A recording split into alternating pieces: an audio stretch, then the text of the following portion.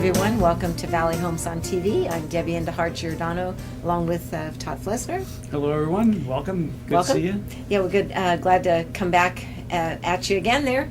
We're on Channel 26 locally here in Milpitas on Monday, Wednesday, Friday at 6 p.m. and Saturday, Sunday at 9:30 a.m.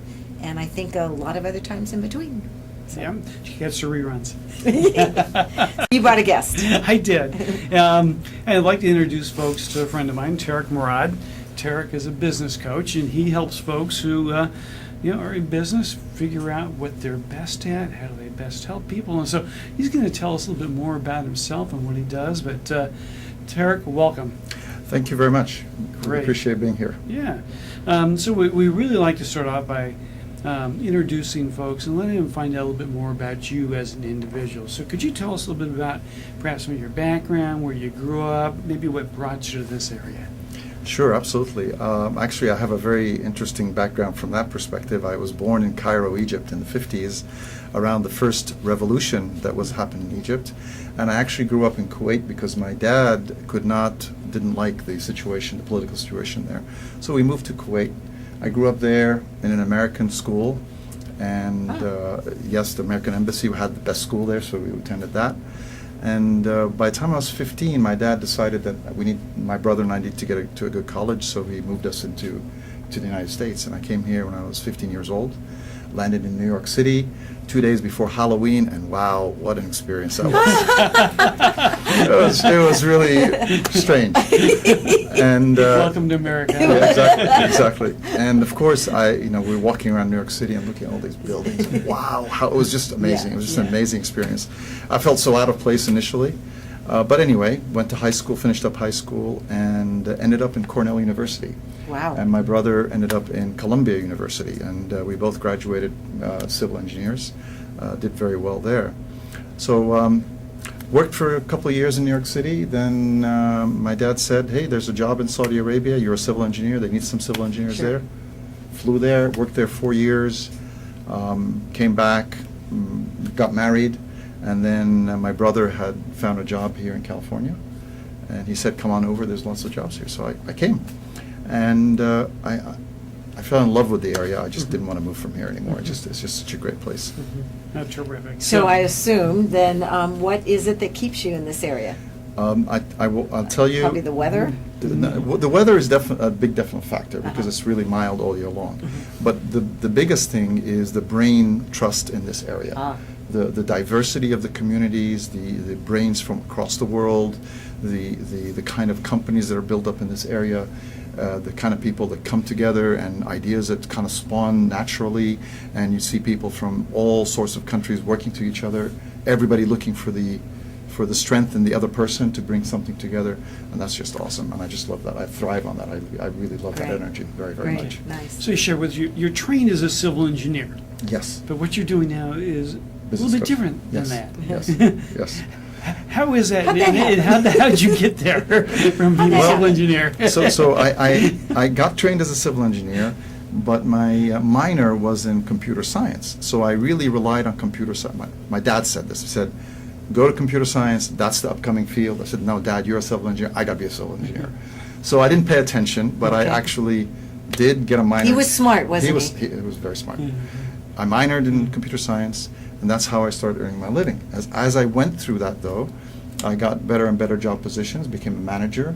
I started guiding people and coaching people, became a director in a big company. Okay. And through that process, I discovered my passion for really directing and helping people and putting processes in place and to really bring out the best in people. Okay, so that leads to, so what does a business coach do? So I'll tell you what a business coach does, but let me tell you what I do and my why. My biggest why is I help people become the best, help people to bring out the best in them so they become the best version of themselves. And a business coach basically really becomes your unreasonable friend in the business, becomes the person to hold you accountable for what you want to do. And it is the idea of where do you want to go with the business, and the coach kind of helps you and guides you to do that. Okay. Not does it for you, but Right. allows you to grow to get there. Okay. Okay. So let's talk a little bit more then specifically about your business. Your business name? My business name is called Soaring Revenues. Okay. And where does that come from? And then how do you help folks? I mean, Okay, my business name comes from the, well, when I use my name, Tarek Mourad, people say, oh, what, right? So I thought I had to have a business name that's easy to remember and Okay. to reflect the idea of business coaching. Mhm. So I used the name Soaring Revenues to really I like that. bring that idea out. Mhm. And I'm sorry, what was the other question you asked me? Well, just what is this unique and specific about what you do in your coaching role Right. with clients? So my coaching role is I have three key values, which is respect, growth, and heart. And I lead from my heart in terms of my business coaching. My focus, even though it's business coaching, my focus really is on what the owner wants, what the owner needs. And it could be that the owner says, look, I need to make my business more profitable. And as I start diving with him into it, I discover that he really needs more time at home or more time with the kids, Mhm. right? And so Wow. I need to start addressing that issue with him or her first before I start addressing the business side of it. So it's always looking at what the owner needs first before what the business needs. So you talked about who are some of your clients? Give some examples then. My clients have been varied. I've worked with dentists, I've worked with orthodontists, I've Mhm. worked with IT services providers, I've worked with commercial and residential property management. I've worked with a lady who wanted to establish a website for fashion and to put something out like Wow, this. so different entrepreneur, I mean, all Different, kinds yeah, of different kinds of things. things. I've worked with a restaurant. That wasn't too long because for some reason restaurant owners tend to be just focused on the cooking or whatever they like to do, and they can't really focus on the rest of the business. But that just happened to be my experience with that particular Which is why restaurant. so many fail, actually. Yes, It's yes, a yes. high-failing business. Yes, it is. All right, so you're really focusing on the individual business owner and what really the key things are for them. How do you determine or how do you measure your effectiveness or your success then? Okay, so the best way to measure success is first I do an initial, what I call an alignment with the business owner to understand what their key values are, what they want out of their life and what they want out of the business, and then we dive into the pieces of the business. And as I start coaching them, we have to determine what the vision is and work with their vision, because without their vision, I can't really guide them in any way. And so I first focus on the vision. And if the vision is that the business owner is trying to sell the business, for instance, because they want to get the cash out, then we focus on that and work with them, and that's the key to the measurement of success that we go with. If the business owner is looking to make it, to spend more time at home, then that's what we'll be looking at. How do we get a manager in there so they can go spend more time at home? If it is that the business owner just wants to bring his kids in so that they can take over the business, we'll work with that. So whatever is the key issue for the business owner. Okay. All in my mind, in the whole background of this whole thing is how do I make that person a better person? That's always in my mind, how as we go through that process. So I'm really helping them in the business, but I'm also helping them become a better person in themselves. Okay. And that's my key to success in this. So, business coaching sounds like it's a fairly new phenomenon, kind of a new practice. In a way, In a way, I yeah. mean, maybe there are other forms of it or whatever. How do you differ? How do business coaches differ in the industry per se? Okay, so there's many different kinds of business coaches. Some business coaches will focus, for instance, only on the profitability of the business, Right. or on exit strategy of selling the business, or any of these kind of things, or looking at what's your target audience and working on that. So I have all of these pieces in there. I work with all these pieces, but as I said, my focus really is on the making sure that the person I'm working with achieves what they want, what they have in mind, not necessarily what the business needs, but for them to be successful in what they want, and that when I leave them, I leave them a better person than when they started. Okay. And a lot of other business coaches will not do that. They will just focus on, okay, here's ABC for making money, here's this or here's that. But I work with the whole thing. Just as a quick example, one particular client I was working with him, I was giving him assignments and so on, and nothing was being produced. He was, every week I'd come to him and he was not doing anything. And I finally sat down and I said, look, forget all this. What's going on? Why are you not doing anything? So he kind of looked at me and says, well, look, I'm having a big fight with my wife. And we can't seem to resolve it. So I said, okay, then let's stop this. Next week, I'm going to introduce you to a counselor. You and your wife go. So I sat with them on the first step with the counseling, and I said, now you work with the counselor. When you're done with this, then come back to me.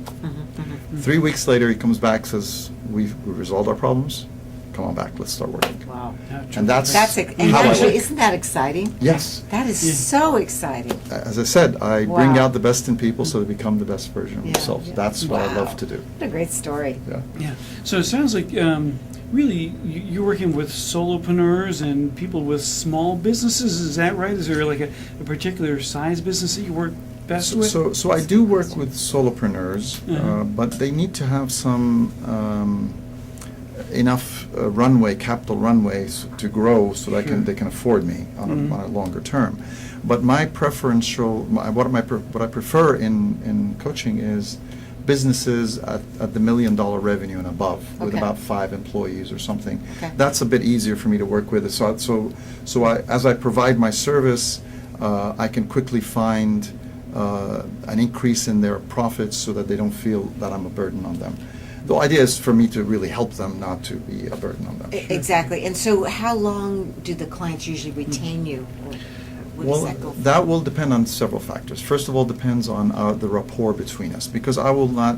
I've tried to work with businesses owners that they're not coachable. They will not. Okay. They will not talk. They will not respond. They will not do what I ask them to do, or they have a set idea in their mind. They will not change it. So obviously, these kind of clients, I will have to gently tell them, I can't really work with you. I'll refer you to somebody, a coach that can work with you on this.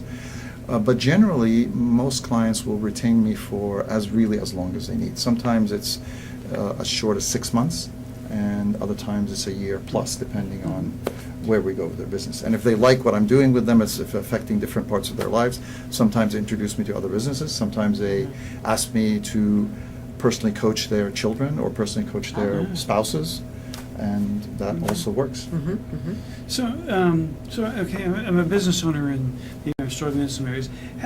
How do I know, or what are the things that would prompt me to say, hey, I really could benefit from having a coach? So one of the key things would be I'm trying to grow my business, but I just can't seem to get past a certain profit level. So that's one area where we can look at. Or I'm reasonably profitable now, but I really want to open up a second or a third location, but I feel that's going to bring in a lot more difficulty for me. Or my employees don't seem to talk to each other very well. They're always fighting with each other, and they don't seem to follow my orders very well. That's another area we can help in. Or it could be it looks to me like my business is doing very well, and I really want to buy another business, but I need to get a general manager in here. What do I look for? How do I set something like this up? There's many different little triggers that can work with that. Okay. So you've talked, about various things and what some challenges are along the way. What would you say generally are the biggest challenges for you?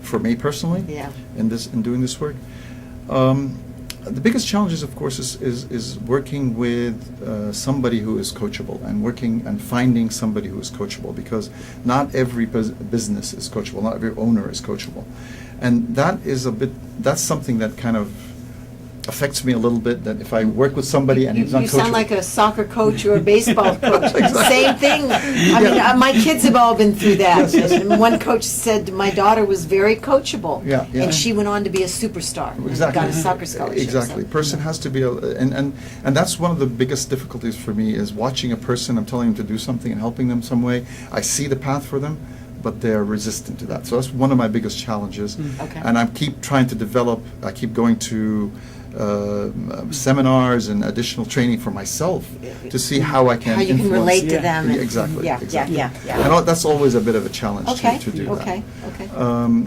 So that's one of my key challenges usually.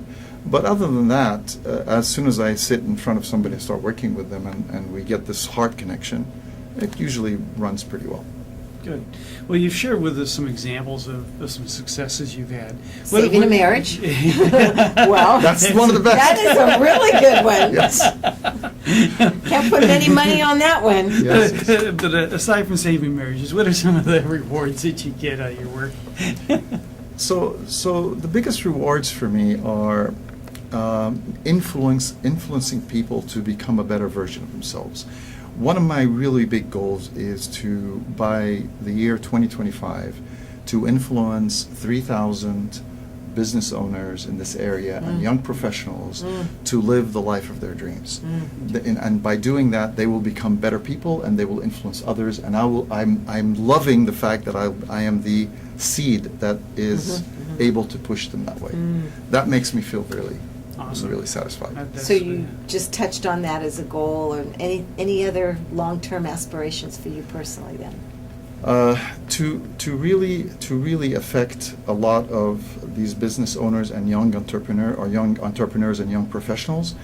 The other aspect that I would like to do, and is something in the back of my mind, is to help and establish maybe a nonprofit to help young entrepreneurs as young as just coming out of college, or even in high school or in college, establish themselves, think of themselves, instead of being in a job, to start out their lives as an entrepreneur, because that way they will make a lot more difference in other people's lives much faster than they will make by being in a job.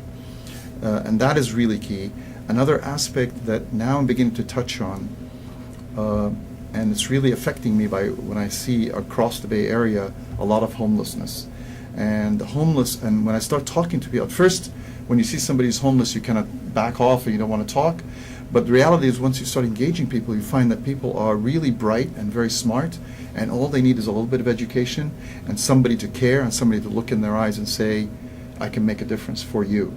And from a nonprofit perspective, from a perspective of just having enough income for me to be satisfied with, so I can actually go out there and do some of this other nonprofit work to help somebody who is down on their luck and get them to stand up, that would be awesome.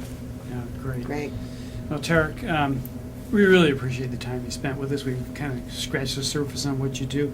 Let's say someone has some questions about maybe, is coaching right for me, or have other questions that you may have raised for them. How do they get in touch with you? The best way is to get on my website, soaringrevenues.com. Okay. And then there's a booking tab there that they can go under the booking and then click discovery session with me or something like that. It's there's no cost, there's no fee for that, but they book the time and then I can sit and talk with them and I can tell them whatever they need to know about what they want for themselves. Terrific. What an interesting topic. Thank you Yes. so much for sharing with us. Thank you so much for allowing me in here. Out your way, wherever you came from, to come to Milpitas and join us for our semi-monthly show here. So thank you very much. Yeah, You're very welcome. Thanks, Tarek. We're glad to have Thank you so much. Appreciate it.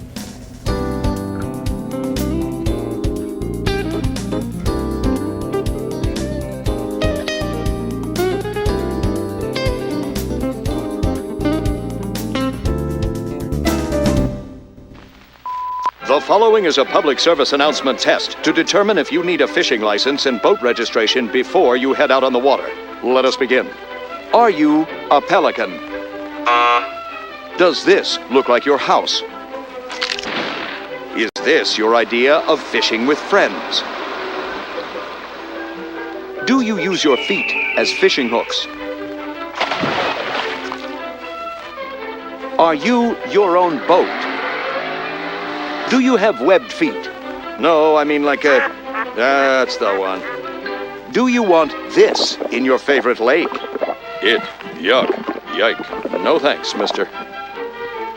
Regardless how you answered, you need to be licensed and registered, because it helps local conservation efforts protect the very natural resources you enjoy boating and fishing in for generations to come. Do your part at takemefishing.org.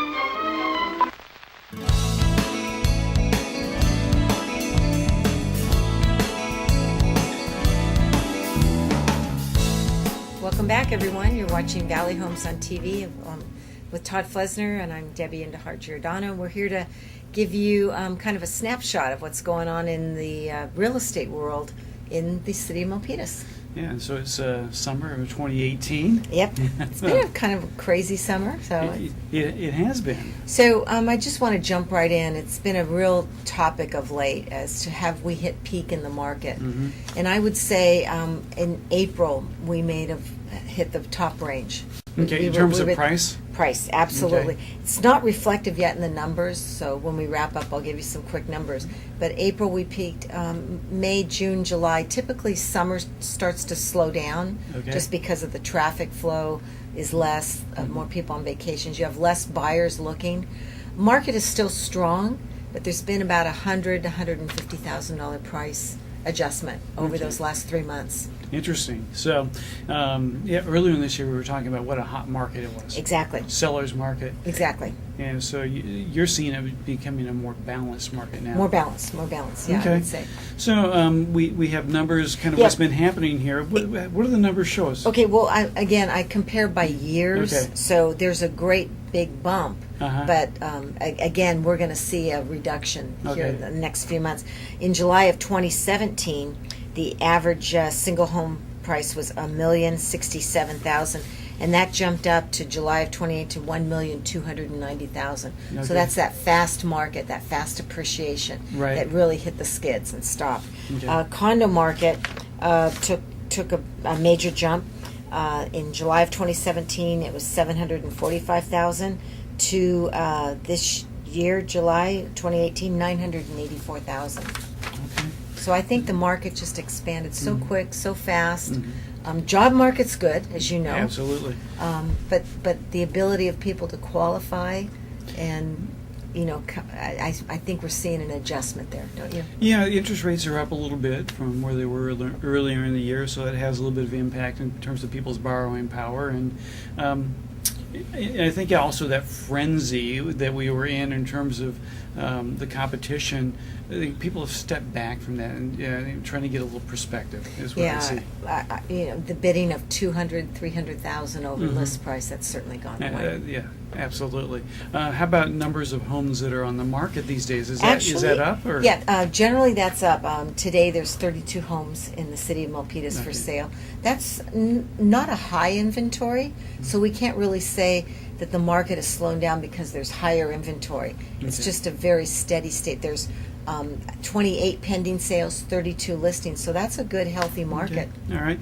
I saw an interesting chart not too long ago that looked at Bay Area history of home prices right, over the last 40 years, and shows that we get into these rapid appreciation cycles, and those cycles tend to be 5 to 7 years in length. Okay. And then we'll hit a plateau. And that plateau would depend upon other economic factors and cycles. We'll plateau for a little bit, and then we'll get into another appreciation cycle. Probably. And, We'll see. And so it looks like right now we're about in year 7 of the most recent cycle of escalation of prices. So it may be that timing is due as Interesting. I think you may be spot on with that. So we'll continue to watch and see how things. And as you know, a lot of the down payments come from stock options. Yes. So as long as the tech companies remain healthy here and give the stocks to the employees, that creates that huge down payment that's needed. I'm seeing offers where the buyers are coming in with $300,000, $400,000, $500,000 cash down. And that's usually from stocks. Yeah, that's a big portion of what's been driving our market here. Absolutely. So, do you want to quickly give interest rates and then we'll close? Interest rates have stabilized now. We tend to be in about the 4 3/4 range or so, depending upon the loan amount and credit and those sort of things.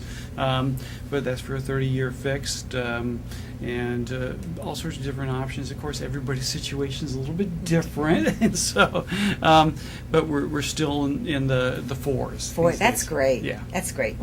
It is. Historically, that's a great rate. We're up maybe 1% over what the all-time lows have been, but we're not back in that cycle where rates are super high. Give your contact information. T. Flesner at opusadvisors.com is a great place to catch me if you have questions. And also Giordano DJ at AOL.com for myself. All right, terrific. Well, we appreciate having folks join us, and absolutely, we'll keep you posted on what happens with the market as we go forward. It is exciting. Yeah. Thank you.